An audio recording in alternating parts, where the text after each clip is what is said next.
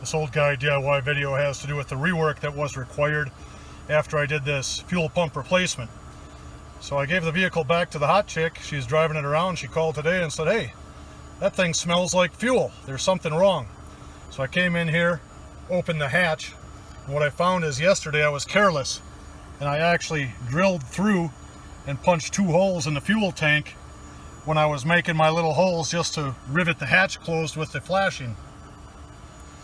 So I drilled those holes out to 3/16. I put a backing washer and a rivet in so the leakage is stopped. The car is running right now, everything is dry the way it should be, and I'm going to put some of this E6000 on it here in just a minute. Let it sit overnight, we should be good to go.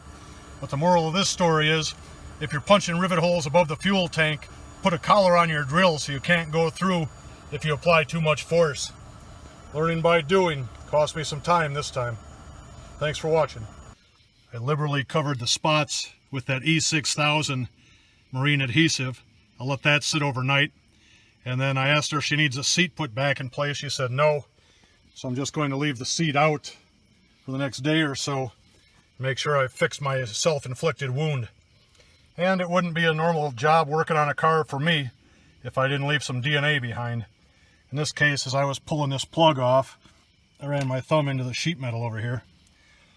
So yes, sheet metal is sharp.